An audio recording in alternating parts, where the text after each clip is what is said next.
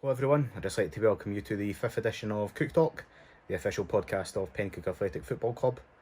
I'm your host, Dougie Penman, and I'm delighted to be joined this week by probably our most requested guest since this all started, and probably the top of my list and getting on. It's our longest serving player since our return in 2002.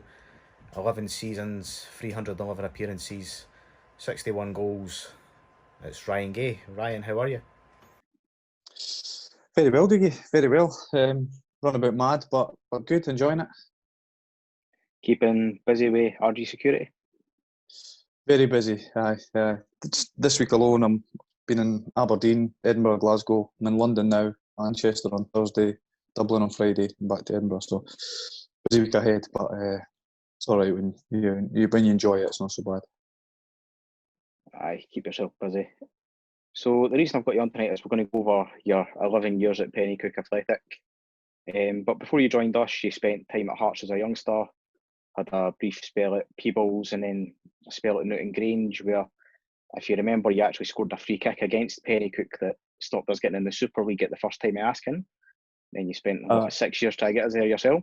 I remember that well. Yeah. So no, obviously when I left school, I went full time with Hearts. It was a great time. I loved it there. Most of my friends now that I socialise with and everything are guys that I played with at Hearts, and so it was brilliant. Absolutely loved it, and it just so happened that Craig Levein moved on to Leicester City at the time, about 6 months before my contract was up for renewal, and then John Robertson came in, and I think John Robertson was brilliant. He was a legend at the club, obviously, still is. But I think he only came to watch the reserve games maybe 2 or 3 times during that period. So he never saw enough of me anyway. It's hard, obviously, playing in midfield as well at Hearts at that time with you, Paul Hartley and guys like that were flying. And they were obviously a European team season in, season out. So it was very, very difficult to break into that team. But looking back now, it's getting released from Hearts when I was a young lad was probably the best thing that ever happened to me. Now, at the time, it was, you're thinking, why is this happening to me? What? But yeah, looking back, I'm so glad that did happen. The Peebles Rovers thing wasn't really a club as such. It was, I had left Hearts, obviously, decided that if I couldn't make it at Hearts, with all due respect to Scottish football, it's not exactly La Liga or the Premiership. So I thought maybe this isn't for me. And my girlfriend at the time, who's my wife now, was pregnant at the time. So I decided to put my football career to one side and get a trade, so that I knew that, come rain or shine, I'd be able to provide for my new daughter. So that's what I done. I put my football to one side, didn't play, and then a chap who I worked with, James Welsh, he was playing with Peebles Rovers at the time under Lammy, and they were really bad at that point in time. And so he was at me during the week to say, come and play for us, come on, even just a couple of games. And so I reluctantly went along. I played 1 game, missed a penalty, and never went back again. So that was my Peebles Rovers career in a nutshell there. It's not like you missed a penalty. At the bar, to be fair. And then, so in September 2006, you joined us from Newton Grange. Paul Forbes going the other way. It was Willie McGinley that signed you, but what enticed you to come to Penicuik? I was actually on holiday when I got the phone call, and I had fell out with the Newton Grange manager. There's a shock, Dougie. I fell out with a manager. So I fell out with the Newton Grange manager, Louis Armstrong, who was actually a really good manager. I was just young and immature and think better, as I've done various times throughout my career. So I fell out with him and chucked the towel in. So went on holiday, and then I got a text. I think it was a text from Willie McGinley, just to say that they had agreed a fee and a player. Forbesy, it was so, and would it be interested in speaking to him when I got back for holiday? So I did that. And I was quite impressed with Willie. I still, I've got a fantastic relationship with Willie now as well. He's a legend for me. I'm a big Willie McGinley fan. So aye, that's how it came about. What were your first impressions of the club when you came in at that time? When I came in, obviously I'd played against Penicuik a few times, including that game that stopped them going to the Super League, and it was always what I loved about it is it was always a battle against Penicuik, because at that time they were big, strong, physical guys. I can't remember if Big Fozzie was there at the time, or maybe just before that. And they had like Dougie Hope and Rab Ure, and Big Aldi was there. Big lads, and I remember having a few battles with him, even against Hopi, and Hopi's a good mate of mine now. But he was an experienced head at that point. I was a young, immature lad thinking I knew better, and I was trying. He would be winding me up, and I'd be biting all the time. He's famous for that, Hopi, actually. But yeah, so I knew that they were a big experienced team, and it's quite daunting actually first going in there when you're a young lad like that. But no, it was good. It was like I said, the first season was a real eye opener for me, and I was signed some other players who joined the club at the same time as me. But again, I'd had slight run-ins with Jack Lynch, who was at Arniston, and I remember Jack was going to wait for me after the game in a car park at Newton Grange one Wednesday night. So yeah, things like that where you're thinking, God, what am I going into here? But that was just junior football at that time. Even when I was at Newton Grange, we played away at Hart Hill or something. I remember big Richie McCall, the Newton Grange boys. Richie's a legend there. But I remember him. He was a screw, a prison officer, and he was he'd tussle with someone, and I just turned around. I came to Hearts thinking, this is just a game of football, and Richie's just lamped this guy and just knocked him clean on. Like the guy was, and I thought, Jesus Christ, what have I got myself into here? But that was junior football at that time. It's not like that now, but it was brilliant. And that part of my game that I'm sure you'll touch on is a part that I loved and I relished, and went slightly over the line on a few occasions. But it was something that got my adrenaline pumping, and something I loved, especially when the big Scottish Cup games and stuff came around. So I loved that. You mentioned the Scottish Cup. It was actually December 2006. You got your first goal for us against Bonnyrigg Rose in a 5-3 Junior Cup game at New Dundas. But do you remember much of that game at all? I remember it being an absolute bog. I wouldn't be on in today's game, I don't think. And it probably suited us, to be honest, at the time, because I think Bonnyrigg were miles ahead of us at that point when they had Big Ali Reid was playing that game actually for Bonnyrigg. And guys like Chalky and players like that were really, really good players. So that part probably helped us a wee bit. But we give them a good run for the money that day. Big Kev Mullen, I think, scored a couple as well. He was outstanding for us that day. So no, that was a proper Junior Cup tie. And it was good. I remember the goal as well. I'm not sure if it was a free kick or if it was just a shot, but it was a fair bit out. Just a shot. Was it 25 yards out across the keeper? Coyley was in goals, I think, for Bonnyrigg. I'm sure. So I think it was just purely frustration and built up a wee bit, anger of, I think we were getting beat at the time, and just trying to leather the ball as hard as you could, and it found its way in. So no, it was good. It was all the way. The result never went away. I think it was a decent performance for us at that moment in time, and it was a typical Scottish Cup tie. So it was good. Enjoyed it. It wasn't the last time we played Bonnyrigg that year either, and we were sort of involved in a relegation battle in the Premier League, but we did reach the Brown Cup final, and if I'm sure you remember, we got beat 6-0, unfortunately. But what's your memories of that season?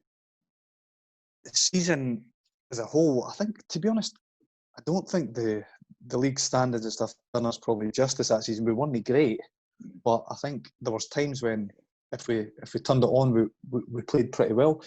But I think it was a combination of, like I touched on, we had a lot of experienced guys at the club at that point, and probably guys that thought they knew a bit more than maybe the manager did, and there's a lot of experience, and I think Willie was, to be fair to him, was trying to keep everyone happy. You know, when you've got the amount of sort of experience, especially midfield players, you know, you're Kev Mullen and Jack Lynch and Hope and Rab Ure and myself and Monty and all these guys, and you're trying to keep them all happy. Then there was a bit of, and obviously discipline during those years with Gibby and myself as well, Fozzie. You know, I'm sure we made even the news at one point because we had like 10 guys sent off in the last 12 games or something, I remember. So I didn't, obviously that didn't help, but it was like, you know, 1 week would be good and would be great, and we'd you know, must have been in that cup actually, and then we'd go to league business a week later and we'd get turned over, and it was frustrating. It was a frustrating season, but we managed to stay in the league, which was you know, a massive plus when, you know, the way it was looking sort of going into the last few months of the season. And you mentioned the discipline. You became known at the time as loving a Ryan Gay tackle, shall we call it. Do you feel that was something that, as you got a wee bit older, that you maybe, not going to say lost, but curbed a wee bit out your game? It's something I was massively working on behind the scenes, trying to, you know, I mean, I'm like that. I'm still like that now, to be honest. But you know, in business things, and sometimes I get too emotional, and I get wrapped up in things that I care about, and I loved Penicuik, and I loved playing football, and whatever I done, I wanted to win. So I would, you know, the bigger the game, or you know, I would get myself too up for it, and sometimes, you know, I'd get myself involved in things, and I would just react. And to be honest with you, like I said, I still do that today. I mean, I've sacked people, for instance, on something that they've done or said that day, and then, you know, 2 days later, I'm thinking, I shouldn't have done that, you know. But I'm still working on that now as we speak, and I'm getting a lot better at it. And I did get a lot better at it as my career went on, and try to sleep on things, and I try and take a breath for sort of 30 seconds before reacting to anything now.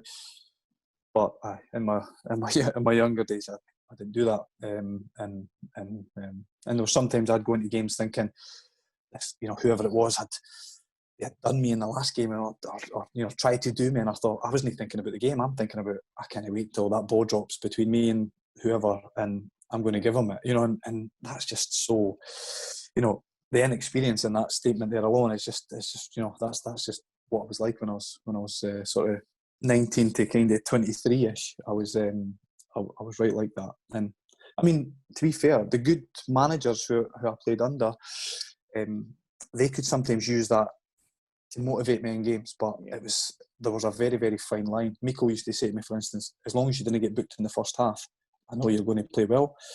Aye. Well, you know, a lot of the time anyway. It's when, if I got booked too early, I'd be treading on eggshells, and it was just, you know, I'd get myself all frustrated. So if I could stay on the right side of that yellow card, at least till sort of I never was going into the game, then I knew I'd done all right. But yeah, like I said, if you could use it in my advantage, then it could, because playing on the edge was probably where I was at my best. But it's very close to the edge from that line. So. At the end of your second season, we stayed up on what I call Gary Small Day against Kelty, and then, but that summer, you not got that statue yet? You not got that Smalley statue? Can't even find a photo. I'm never mind a statue. Willie left after that game. It was the end of his time at Penicuik, and Stuart McKean came in. What was like the transition working with Snowy, having been there before, obviously as assistant? Initially, I thought it was a good appointment. I thought, you know, it was Snowy was a great player when he was, you know, obviously I played against him at the end of his career, but he was even in training and stuff, he was a cracking player, and I got on really well with him. But I think that transition for assistant manager is different to being manager, and probably as manager and player, we never quite seen eye to eye. Probably just from early on, you know, I don't know what it was, because we got on pretty well up until that point. And but like I said, this wasn't just Snowy's fault. As I explained earlier, I was sort of young, immature, think you know better, and you know, I'd done a couple of things as well. I think Snowy dropped me for a game. I think it was meant to have been the opening game of the season, Arniston Rangers, I'm sure, at Penicuik. and he played Dean Jones at right mid, and I was fuming. You know, I was fuming in the warm up. I wasn't doing it. I was typical, like just toys out the pram, and then I don't know if he thought he had maybe made a mistake at that or whatever, or we weren't. I think we might have been getting beat 1-0, and he was going to put me on, and I told him to ram it. I'm not going on. You know, my toys were right at the pram, and now when I think back to that, I think, Christ, what an idiot. You know, if I was in the dressing room now and somebody had refused to go on, I would be going bananas in that dressing room. So yeah, that wee things like that. Like I said, we didn't quite see eye to eye playing, but it was by no means just Snowy's issue there. That was totally me as well. I played more than my own part in that. So I get on well with Snowy now. I see him obviously sometimes at the old Penicuik games or some events, you know, the breakfast and stuff. I always see him when we talk away about it. So it's one of these things that happens sometimes. Do you remember in that period as well, we played Blair Gowrie at Penicuik, and we'll gloss over the result, but do you remember your wee stint in goals? I remember it. Oh, I can forget that. Yeah, that was an episode I hope I never see again. I think Ramey Sanderson started in goals that day. I think Baldy might have been away or wedding or something. I don't know. And Ramey started in goals, and about, I'm sure 10 minutes in, someone went through and Ramey brought them down or something like that. And give away a penalty. I mean, no sub goalie on the bench. Mm. And then Martin Cameron went in. I think 10 minutes later he got sent off. So I think I was just closest to Martin when he got sent off, and he threw me the gloves, and I'm thinking nobody else did them. So I thought, oh God, so put them on penalty. I think it was 1-1 at the time, and I think we got beat 6-1 if I remember right. So, and my mates were at the game as well. And, for a few weeks after that, Soccer AM used to be on with the cat. Yeah. I think they were calling me the kitten for a while because that was terrible. I was just one of the ones when you're with your mates and, you know, people hit shots and you think, oh, I'm actually a no bad goalie, and then you go in a proper game and you think, I'm miles away for this. You know, you've got a newfound respect for goalies. That was just a nightmare. I remember that was one of the few games that season I think I was late for, and I turned up when you were in goals, and I just wondered what had happened. Oh yeah, never again. I'm glad you didn't have you didn't have all the highlights and stuff like that during that time, do you? You want that on my record. A few sort of midway through the Snowy's second season, we were again sort of fighting relegation, and he left the club, and Craig Meikle and Brian Ryrie stepped in at that point, and we stayed up by the skin of our teeth, I think, again that year. But what was again the transition? That was now the third management team you'd played under at Penicuik. Well, obviously I'd played with Meeks and Ryrie at Penicuik. So, and I got on well with them, and so it was, you know, the transition at first. I knew obviously we were in another situation where we had to win a certain amount of games to stay up, and I think probably a story of my life a wee bit. But you know, when I get doubted in a certain way, I sometimes try and react by trying to show people that, you know, or you know, it's kind of like a revenge sort of thing. I think that's kind of what was there during that period, where I just thought, right, get your head down and kind of show Snowy that, you know, because I'd had a falling out with him at that point, and show them that, you know, that I should be, you know, playing every week, and I should be doing this and I should be doing that, and I felt I'd done that for that period of time, and we managed to stay up, and Meikle and Ryrie were great, you know, and the boys really sort of bought into it, and I think Big Craig Miller came along as well around about that time, and he scored a few vital goals, and he was the same, just raw. He was a great find. I think it was Paul Reilly that sort of scooped him from, I think he was training or ready to go to Bathgate, and Paul had came for Bathgate, and so it was a great find, and Craig was great for us for the first wee while that he was playing. So no, that's what I remember of that. But it was, like I said, staying up is never a success, you know, in any way, shape or form, and where I wanted to be and where I knew the club, you know, it was a big club, and especially around sort of the juniors and around Midlothian and biggest town in Midlothian and all that stuff. So I knew that we should be fighting at the other end rather than this end, and so it was by no means a success, but we stayed up, and that was the goal with Ryrie and Meeks coming in. So we've done that. And one of the sort of key decisions he made when 2011 was after Johnny Harvey, around about the time he was leaving the club, they appointed you club captain. What did that feel like for you? Oh, that was brilliant. You know, that was at that point obviously the highlight in my time at Penicuik up till that point, and I think that came on the back of probably the sort of 6 months that Ryrie Meeks took over.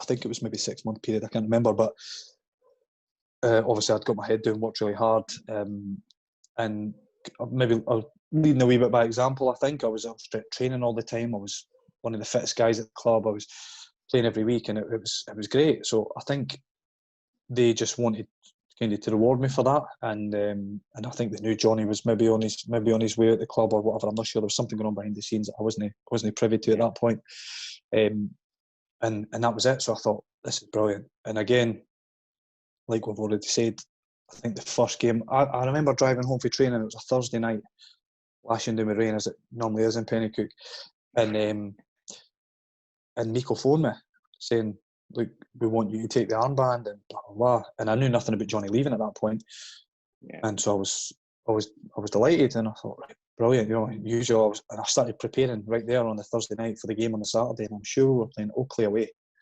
And I thought I'm going to cover every blade of grass here. I'm going to do it. You know, the usual stuff. I'm so hyped. I wanted to play that night, and then we played Oakley. And I think it was maybe 25-30 minutes in, maybe, and lunge and tackle, straight red card, off you go. And I was like, just like, I thought he was going to take it straight back off me right there next. He phoned me on the Sunday, just saying, look, that's just not on.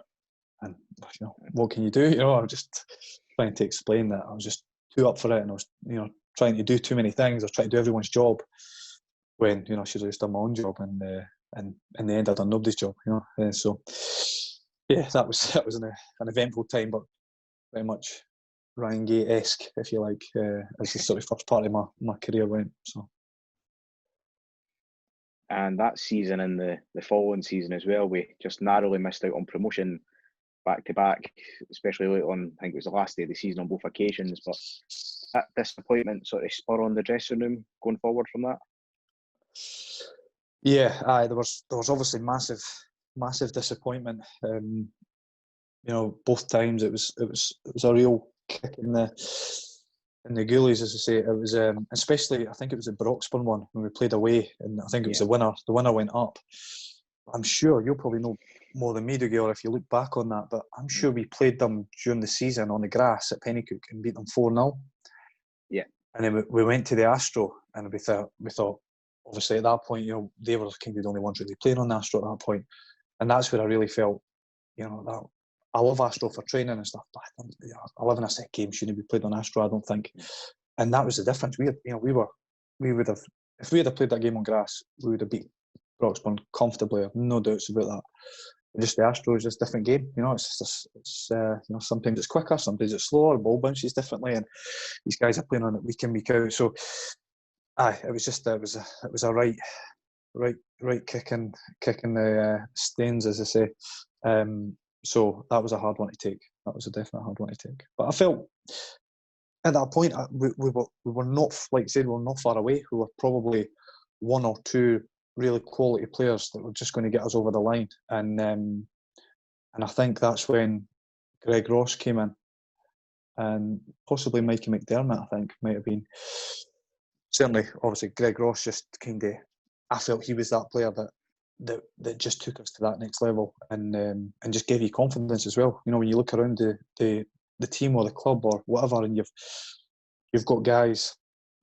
You know, hopefully I was one of the type of players, and guys like Yanni, when Yanni came, Yanni's an unbelievable player, and Greg Ross, and guys like that you just look around and you think, you know, we're a match for anyone here. So I think, and the quality he brought, and for me, playing up the right hand side with Greg was, you know, it was a joy to play beside him. So I thought he was probably just that wee switch that got us over that line. The difference between that the Broxburn game, and actually winning the league. So that's the way I see it anyway.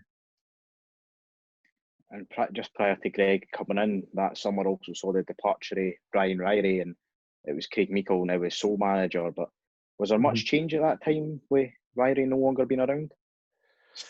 No, I think not so much a lot of change. I think Ryrie was brilliant. I loved Brian, and Brian was always honest as well. He would tell you exactly, and he was such a nice guy as well. He would always try and do it in a nice way. But I think Brian's probably at a stage of his career, at a stage of his life, probably where I am now, where he's juggling kids.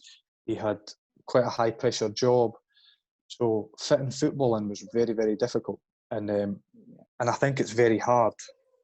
Again, as I know, you're trying to have a go at people saying we need committed players and we need this and we need that when you're maybe not training every other week is a difficult message to get across, and that's hard for it. And any manager or any players will tell you that as well. At that level and playing at a junior level and or Super League or whatever it is, Lowland League, etc. It's commitment is the hardest part of it. It's especially when you've got kids and you're working really hard and you're trying to please everyone, and probably when you get to a stage where you were at Brian was that you're probably pleasing no one, and it's a very, very difficult situation. So Brian was honest enough to say that, and he stepped away, and I'm not sure exactly what went on. I don't know if if him and Meeks had a fallen out or whatever, or probably as tensions run high in football management, but I'm not sure exactly what went on behind the scenes, but I think it was either one of them was going to take it, but they didn't know which one, or what was going on. We didn't really know as players. We just got on with it. We were committed to both of them, so it wouldn't have really mattered to us. We would have bashed on with whatever decision was made. So that's what happened. But no, like I said again with Brian, still speak to Brian, regularly, but maybe 2-3 times a year, and he's one of my customers as well. So he's a great guy. A lot of time for Brian and his family. So that was that. And then early on in that season, we were sort of flying in the league, but September that year, 28th, we lost Jeff Gray during the match against Bathgate. How hard was it round about that period for everyone at the club? That was probably, being honest with you, probably one of the hardest days of my life. Not even just at the club. I spoke to Jeff every day, sometimes 3-4 times a day. Every time he was in a taxi rank, I think he phoned me. So, and it's just the way it was now. What Jeff was like. He was fully beans all the time. He was a manager. He was a fitness coach. He was the physio. He was director of football. He wanted to do everything. He was, but clubs need guys like that, and he was just kind of hard to put into words. Actually, I mean, you actually think about it now, you're thinking, you could think too much about it, and it was a really, really difficult time. And Jeff was a special guy. And like I said, he knew all my problems, I knew all his problems, and I think everyone at the club, he was the same way with everyone. He would, and he was bringing food in at points as well, just because he was worried that guys were coming straight for their work and they weren't getting their tea, and that's just the kind of guy he was. He was an absolute gentleman, and if there's one guy at the club at that point that you could have said, I hope nothing happens to him, it would have been Jeff. Yeah. And that's what happened, and it's such a shame because he was there through all the heartache, because you just touched on the last day of the season, and you're getting beat, and no going up, and you're no winning the Fife Lovians Cup, and you're not seeing us in the Super League, and you're not seeing the club where it is now, with the Partick Thistles of the world, and you're not seeing all that, and he would have been happier than anyone I know who has seen the club getting to the stage where it's at now. So, and he played a massive part in that. he was a massive part behind the scenes, kept everything going, and he loved all the players. He loved the club. It was massive part of his life. So that was a really, really hard point for me personally, and a hard point for the entire club and the community probably as well. And not long after that, we played Canoe in the first game back after that, and you were sent off. And not that long after, Dougie Cunnison sort of took over as captain. Just what was going through your mind at that point? The Canoe game, I don't remember much of that period, to be honest with you. It kind of, obviously everything's kind of blurry because of what happened. I was probably a bit angry, a bit frustrated, probably looking for someone to take your frustration out on, and like we've touched on a few times, I'm buying. I don't think I get painted. I'm getting painted like a Roy Keane character here, but I wasn't like that. But it was just one of the times that I don't really even know what happened. I can't even remember what I'd done to get sent off. It was just one of the periods of time that just kind of, you get small flashbacks, but you can't really remember. It's all kind of still images when I think back. I can't really think of any.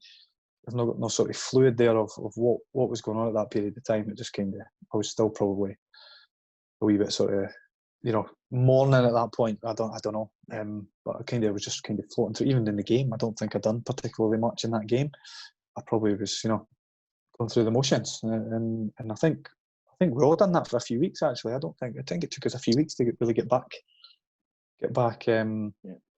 sort of playing again. So yeah, I can't really remember what happened there with the captaincy situation. Obviously, the red cards didn't help my cause, but I think I've probably seen that coming a wee bit earlier. I think Meeks and Dougie were pretty tight off the pitch at that point. They were good mates and whatever. And I don't know if maybe Miko just wanted sort of someone he trusted in the dressing room who was a mate who could kind of police the dressing room or let him know if there was anything. And I get that. That's no problem at all. So I don't know if it was a footballing decision, but it was probably more of a just see what's going on and making sure the dressing room was all right. Maybe the Jeff thing, maybe because I did take it particularly bad, maybe I wasn't in the right frame of mind. I don't know. But again, what all it done with me is lit a fire, in my stomach, and I thought, I'm going to show you. I'm going to show you what's happening here, and you shouldn't have done that sort of thing. And I think I've done that for the rest of the campaign that we went on to win the league, and I think we did win the league. It was that year, wasn't it? That was that year, aye. So I think for that point, I played really well, and we managed to go on and win the league. Obviously, I played a big part in that, and so I think that helped. So I'll call it amical masterstroke. But yeah, at the time I wasn't calling it that. I was calling him everything else. But that's just what happens. And like I said, I love that side of it when people kind of doubt you slightly, and it brings out a different side of me. So maybe Miko knew that, I don't know, or maybe he just wanted to take the captaincy off me because I kept getting sent off. One way or the other, I'm sure it worked. So. And it's sort of just after the turn of the year, we got to the fourth round of the Junior Cup for the first time in a good few years, and we played Pollock away first and drew 1-1, but brought them back to Penicuik for the replay, and you scored after 8 minutes as we went on to win 2-1. But what's your memories of that game and of that goal? Yeah, that was again a period of the season and a period of my Penicuik career, probably be the best football I played, and which is strange because I was playing centre midfield at that point, where I probably played my best game as such, probably wide on the right hand side, but I was playing in the middle of the park, and I was really fit at that moment in time in that season, and I just, that Scottish Cup campaign seemed to go on forever. Because I think we got a couple of replays. We played Pollock through there, we drew 1 each, came back, and we beat them obviously. We got Irvine Meadow, we played them at home, drew, and we went through there. I'm not sure who we played before that, I can't quite remember, but But so it seemed to kind of go on, although it was a fourth round. It felt like it was a lot deeper into the competition than that. But no, like I said, the Pollock games were brilliant. You know, I loved going through there into the Lions Den, as they say. You know, it was you were getting all sorts of abuse at the sidelines, and got a decent crowd there in the middle of the sort of Glasgow housing developments and all that. They go and you're kind of right in the mix there, and it was and we drew. We actually we done not too bad. We were hemmed in for parts of the game, but Yossi saved us on various occasions that day. And we lost Ryan McCallum. He got injured. He was kind of our main focal point. So not a lot of sticking. So we're kind of backs against the wall. So we got him back to Penicuik, and now we got off to a brilliant start. Getting the goal was great, and it kind of settled the team down. I think it gave us that belief that we're a better team than them, and we're going to win the game, which we did. And I think we probably could have won it more convincingly. We went 2-0 up, and then I'm sure Greg Ross hit the bar with a header in the second half. Was it at the bar or the post? He definitely, or we might have both, bar and the post. I can't remember, but they pulled a goal back, so it was a wee bit backs against the wall for the last bit. But no, like I said, it was one of my best goals that I scored for Penicuik, and it was a good time at that point. And then not long after that, it was actually just after the Arvid Medal game, one of your good friends, Scott McCulloch, joined the club. That sort of made it. You'd also played with Danny Munro and Craig Miller, but did having sort of friends around the club sort of help as well for yourself? Yeah, aye, very much so. Obviously, I was brought up with Scotty, so me and Scotty went to school together. We were brought up in Gracemount together. Sort of tearing the streets of Gracemount up, as you can imagine, me and Big Scotty. And again, still one of my best mates now. I speak to him every single day of the week. And great player. Scotty was a cracking player. But what I loved about him and having him there was he was just so physical, and I loved that. He was right up for the battle. And the only thing about Scotty is his best position was a centre half. But he just didn't want to play there. He wanted to play up front or centre mid, and outstanding centre half. But no, he's a great player, and he added that bit of steel that we needed for the Super League. And no, he was really good. Obviously, it was just his big lanky legs. I think he was causing issues with his hips, so he struggled a wee bit near the end. But nah, Scotty was a great player, and having him there was an extra bonus, especially when you're, like you said, you're going into these big games knowing your mate's got your back and you've got his back, and it's kind of just builds that sort of camaraderie, and then that rubs off on other players and builds a great team spirit, which we had. And so it was brilliant having him there. And you've already touched on it, won the Premier League finally that year, and the game on the 17th of May, we played Fauldhouse, our nearest challengers that year, and we beat them 2-1. And it was sort of fitting that you, as the longest serving player, got the goal that ultimately won us the league. But how did that feel for yourself? Was that maybe the highlight of your time at Penicuik? Yeah, it was. It was definitely the highlight. I don't know how many times I've watched that go back, and I still get the goosebumps when I watch it. And it's not because of it's a goal that won us the league, or it's a goal that I scored particularly or whatever. It was just everything that had built up in that season, and the couple of years that had happened before, losing on the final day of the season, and Jeff, what had happened with Jeff, and I think you see after a score actually pointing up to the sky, and just like I just knew that he would be absolutely buzzing with that, and I was just and for the guys around the club, guys like yourself, Dougie, who've and your dad and Neil Gordon and Jimmy and Gordon and kind of all the guys around the club, John Fraser, and who were there through sort of thick and thin, as you like, and we've seen some terrible teams that and some terrible performances that we put in and I put in. So to be able to repay them for a lot of that was getting them to the place where they ultimately wanted to be. And I felt we took the club to that next level, and the guys for then have taken it on. Obviously Johnny Harvey probably then took us on to another level, and then the guys after him, Kev Mullen and Tony, and and the guys that I've taken them to where the club are now. So I felt they probably, it's good. It was all, like I said, it's all worked out, but at that time we just needed to get over that hurdle, and we kept falling. So it was nice just for everyone associated with the club to get us, get there, and I'll look back on that with immense pride. And I love Penicuik, still love Penicuik now, and that's that. It still means so much to me looking back at that goal. So no, I watch it fairly regularly. As my kids will tell you as well, they watch it as well. So that was a big goal for you. That was your 49th goal for the club.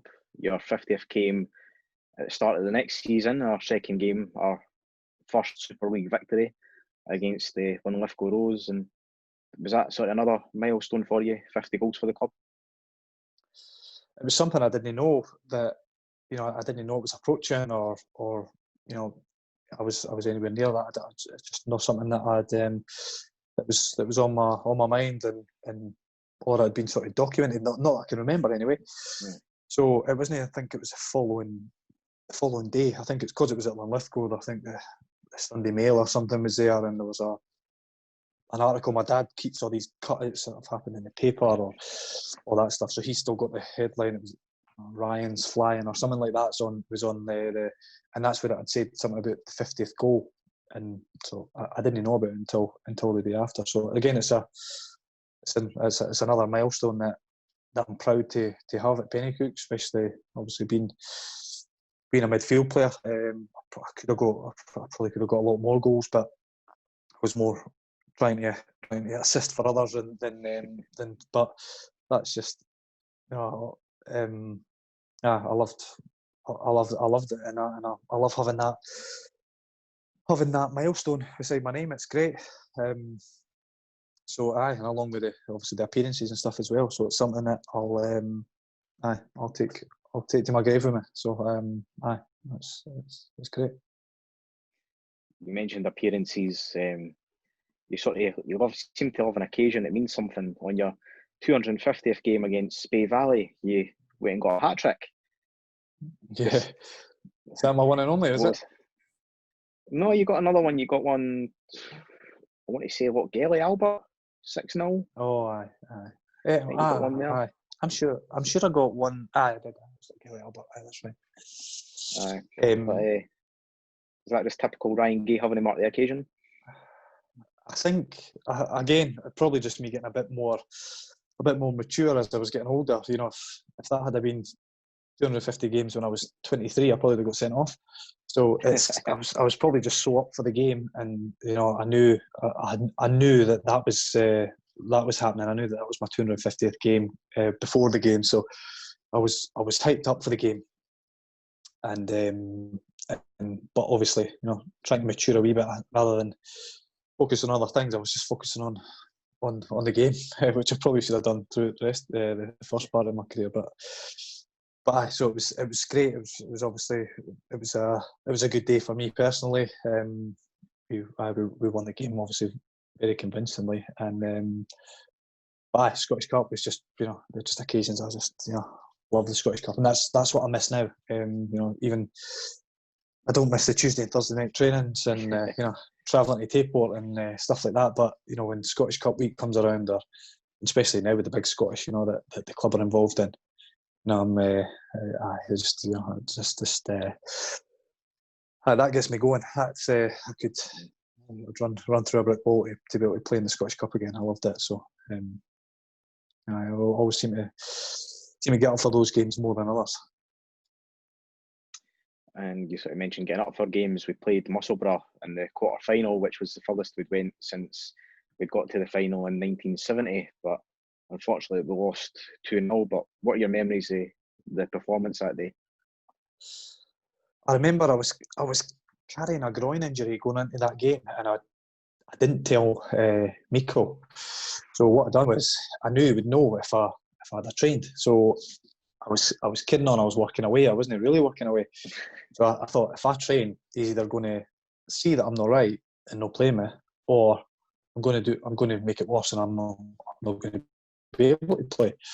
So I was saying, I'm working late. I'm going to try and get there, and just trying to ease myself over the line, and still get a starting place on the Saturday. And I think he actually put Yanni on the bench as well, which was I'm sure that was the game, is it? I'm sure it was. I think it was. He left Yanni because it was quite a big call. I'm sure it was that game anyway. But I played and I shouldn't have played. I never played. I was there on the pitch with a strip on, but I wasn't playing.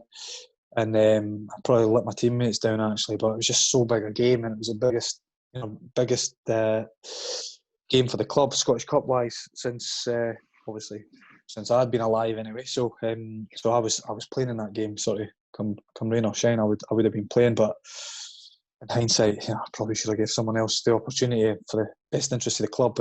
But if somebody was trying to kind of get me not to play, even now, even though I say I probably would have ideally let somebody else have an opportunity. I think if it came along, I probably still would have tried to play. So it's one of these things. If I had worked out great, I would have been delighted. But Musselburgh done well on the day, and Stevie Thompson scored a couple of goals. He was a great player from Musselburgh as well, so they probably deserved it in all honestness. So that was that. That's something that probably things could have done a bit better. And the following season, the 2015-16 one marked 10 years for yourself at Penicuik Athletic, and it was your testimonial year. And what was how did you feel having finally reached 10 years and to have it marked in such a way as the testimonial against Hearts?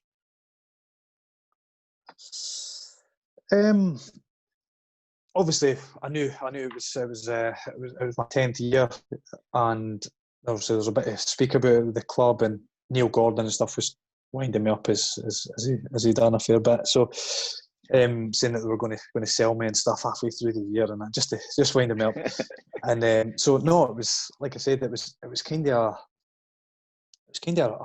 not a relaxed year as such, but it's more sort of in reflection where you're thinking, can't believe 10 years has gone so fast, and I've been here for that long, and so I was still relatively young. What was I, 30 at that point, or 29? So I can't remember. 29, so 29. So obviously it's unusual for a 29-year-old to get a testimonial at a junior club. So I was kind of reflecting on a lot of that, and I had a bit of a stop-start season, and I think that was round about the time where my work and my business really started to take off. And obviously when it was doing that, I was missing more training, because like anything I'm doing now, I'm sitting in London, and or I'm going to Newcastle, or I'm driving up to Aberdeen, so I was finding it difficult, and I had 3 kids in the house as well. So I was finding it really difficult to balance everything and get to training, and obviously with that comes you're not as fit, and you then wee niggles that you can normally brush off. You don't really brush off, and you carry them, and you're trying to play through them, and you're trying to appease everyone. So you're saying you're fit when you're carrying a wee niggle just because you maybe missed last week. And so I had sort of all wee niggles throughout that season, and that's kind of how I remember the season panning out. And but I knew that obviously, come when it was getting close to the end of the season, that the testimonial was approaching, and so that just kind of spurred me on. And like I said, having the testimonial was brilliant. That's again something else that I'll always be thankful to the club for, everything they've done for me. And it was and like I said, it was. I like to think that I've done everything I could for the club. But the club have also done everything they could for me, and supported me all throughout my career at Penicuik, and even things like you hear other clubs about daft things, and I was the same when I was a young player at Penicuik.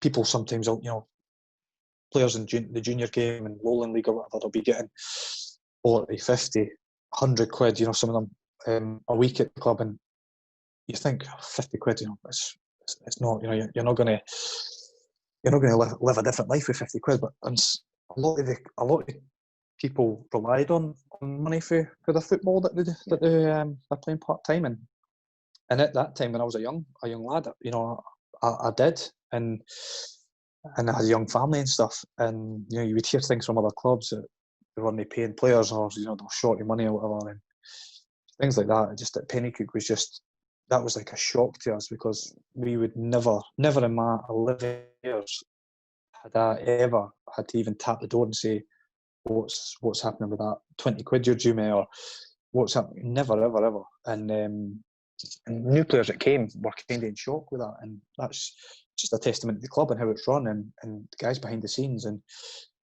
even yourself with the media stuff and things as well. I think we're envious of some professional clubs, as you know. So, and that just goes on, and that's for everything. I think it's the club's a credit to itself, and I'm just proud to be a part of it, and played so many games and got a testimonial there. So no, it's I'm delighted with how everything went with Penicuik. So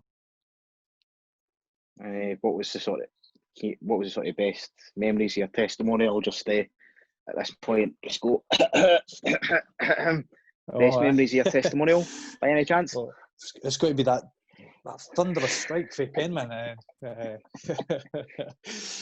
So no, it was, like I said, it was great getting all guys that I'd played with over the years at Penicuik as well, and my mates from my Hearts days, and obviously there's a few guys that couldn't make it as well. My mate Lee Wallace was meant to play, and he was obviously, the Scottish Cup game was the day before, just so happens, and everything that happened, he ended up getting, you know, there was obviously a pitch invasion after the game, and so all that stuff. So he was meant to be there. So, but the guys that did turn out, it was brilliant, and I was, like I said, I'll always be grateful to them for playing in that game, giving me memories that'll stick with me forever. So no, it was brilliant. It was brilliant. I loved it, and the old Penman 25 as well never let us down. Came on and burst the net. So I think you ran off Christoph Berra as well. I did. I've never let anybody forget that day. But so at the end of that season, you had a massive disappointment as we got to the Fife Lothians Cup final, but sort of on the day of the final, you were left out of the squad. Just what was sort of the situation at that point? Again, that was a difficult situation at the time.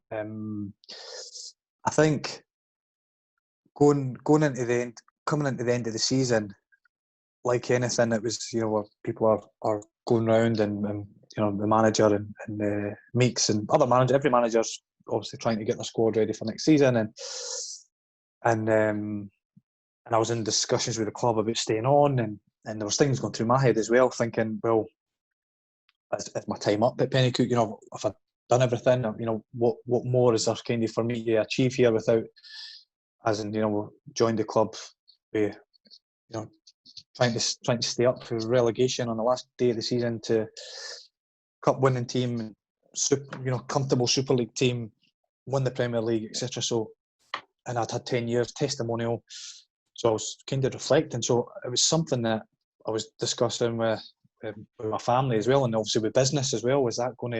Am I going to be able to give my all to Penicuik? Because Penicuik's not a club that I would ever want to give 60 or 70% to.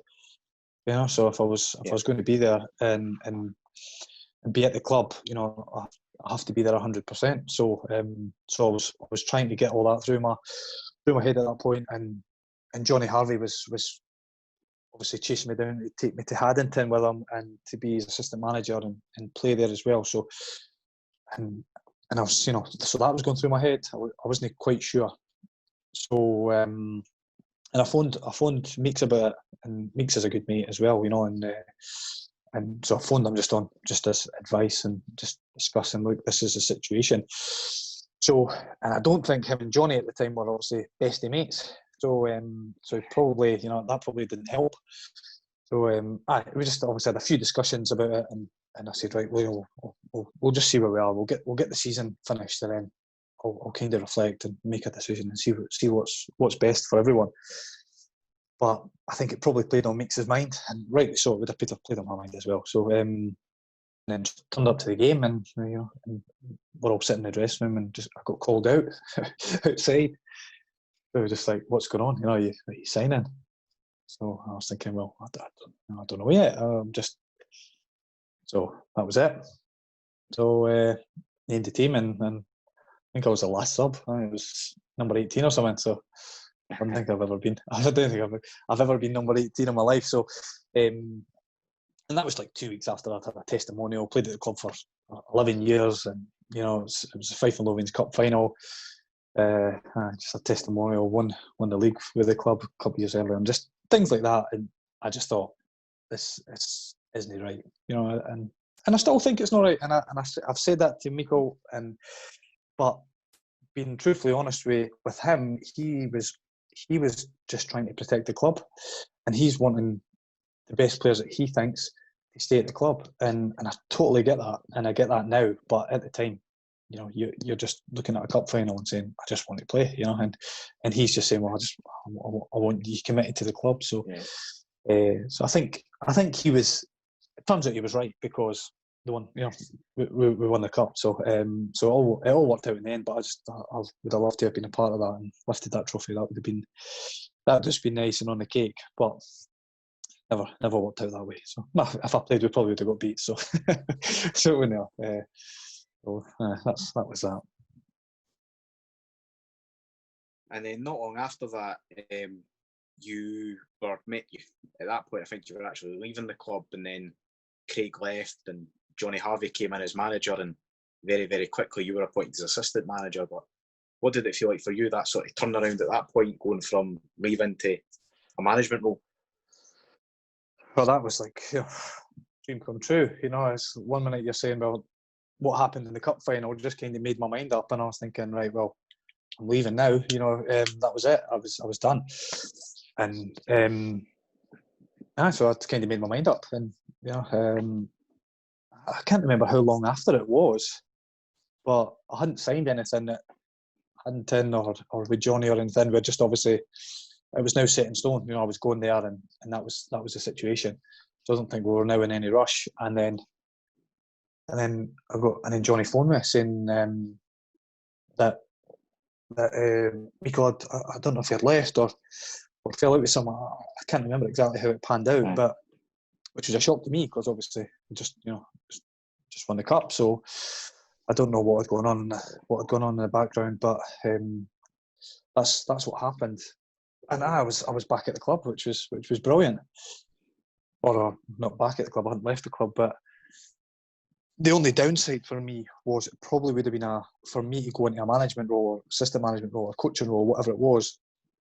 It probably would have been good to go to a new club to do that, because I had been the laugher and the joker in the changing room 3 weeks before, and then you're coming in as assistant manager saying, right, lads, what's here?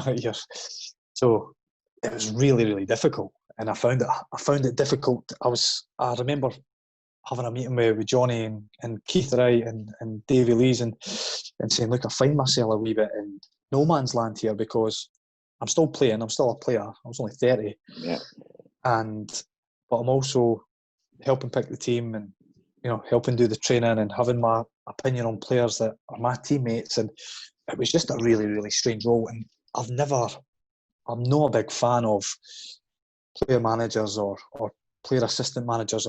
I just don't think it works. I think in an ideal world that would be a great thing, and it would work, but in the real world I don't think it does. I think you have to be one or the other, and that's where I found myself, and it was just really difficult. And then obviously playing as well, I felt that Johnny wanted us to play in a way that was totally beneficial to the team, and the team went on, and we played some great football, but probably didn't suit my game as much, because wanted more of the full-backs overlapping and getting crosses in and stuff, and that was kind of my role. I was a wide player and got on the ball and got wide and got crosses in, and so I don't think there was really a place for me in that kind of setup. the way Johnny wanted to play, and so we kind of found ourselves where I wanted to play, but Johnny wanted me more sort of as assistant manager, and because I was still 30, I felt I still had lots to give. So that's where it kind of broke down a little bit, and I was saying, look, I'm just going to concentrate on the playing side, and then, like anything, it causes its own issues, doesn't it? So, right, that was that, and it eventually came to a head, and manager wins in that situation. There was another milestone or two for you that year.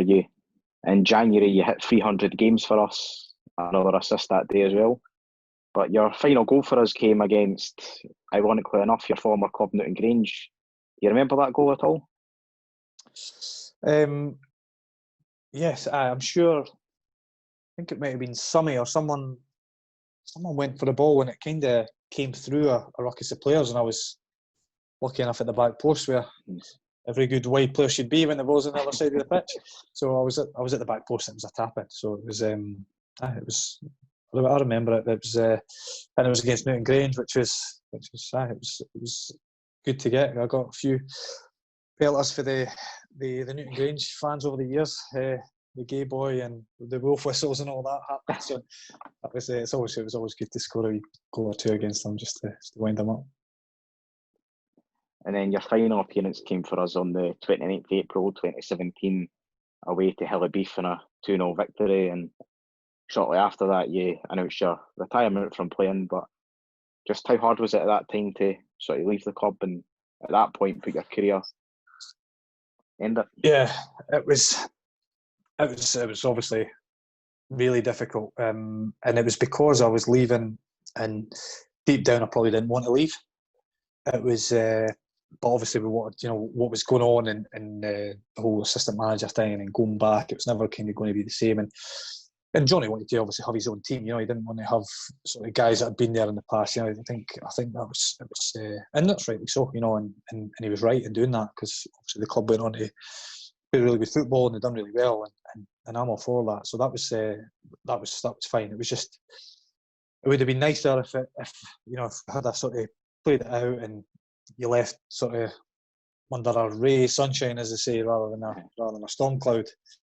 But you can't have everything. So it was that's the way it was. And at that moment in time, my dad was going through a bad stage. He was in hospital for a long time, and he was on death's door at one point. So that didn't help the situation. Obviously I was of my short fuse was shorter than it normally is.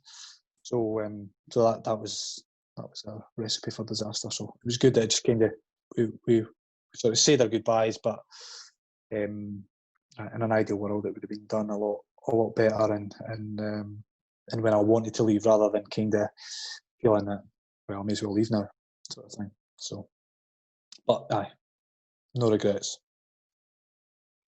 And then after your departure, having retired, you didn't stay away for long, and having been sort of a one-club man for 11 seasons, you then went on to have short spells at Trinent, Musselburgh, Whitehill and Dalkeith. And what was it sort of like? What kept drawing you back in? I had probably Neil Janček was a big part of that. He went to Trinent, and then he would always be sort of texting, do you want to come down to training and blah blah blah. And like anything, when you first stopped playing, I was thinking, I'll go down, I'll still a bit of training, I'll see what it is, and you think everything will be fine. And I went, and like I said, Trinent's another brilliant club, fantastic club, and the guys that are there behind the scenes, again, brilliant, and I enjoyed it there. But again, the thing I had with Trinent, with Musselburgh, and with Dalkeith was they just weren't, they weren't Penicuik. It was like you're comparing. It's like you're comparing everything to your ex-girlfriend, sort of thing. You're nothing's quite the same. I've never really done that at Penicuik, and at Penicuik we used to do this way, and it just wasn't the same. And I didn't love the clubs, so I was there because I was there. It was go to the gym or go down and train for a couple of hours and play on a Saturday. But when we got beat at Penicuik, as my wife will tell you, is I was in a stinker. I'd come and that was it. We were going out. We weren't going out anymore, or my face was tripping me, or in a mood, or I'd pick a fight about something. You come in and what's all the dishes there? I'm just angry at things. And I knew that when if I came in, it was at Musselburgh or Dalkeith or Trinette or whoever. It could have been anyone. I wouldn't really give a shit, really. It was that's just the way it was, and that's my honest answer. And that's when I knew, I'm not enjoying. I'm not enjoying doing that. I don't particularly want to be there. I'm there just because my brain's telling me that I go to football on a Tuesday and a Thursday and I play on a Saturday. But so eventually, I'd go and I'd be like, nah, this isn't for me. Away again, and then I'd get sort of drawn back in a wee bit, and yeah. So that's kind of how it panned out over that sort of 18-month spell or whatever it was. So sort of looking back at your overall time at Penicuik, what was the best goal you scored for the club? I think the best goal, it might have been the Pollock one, or I don't know if you remember, there was one, it was before you were doing the media stuff. I think Jim Dick was doing it early. I think it might be my first season or whatever. I think we were playing one of the Dundee teams, North End or Violet, in it. And I hit one with my left foot, and it must have just hit a sweet spot or something. It went right in the top corner. But I remember that one sticks in my mind. But probably the Pollock one, I would think. You agree with that? And what? I'd agree with that. Though I still think you should have hit it first time, or so I was told at the time. Was that you that was shouting first time, or I thought no? It was, there was a fan beside me. It was it was a good goal. I enjoyed that goal. Obviously, my goal that meant the most was the league winning goal, but that was probably. I think you've got to take the occasion into consideration as well. You could score a good goal against whoever, Arniston or something, but it's not going to. It's not got the same meaning as a Scottish Cup replay. Against the Ouija's at home. So that's probably my best goal, I think. And what was your highlight of your 11 years at Penicuik?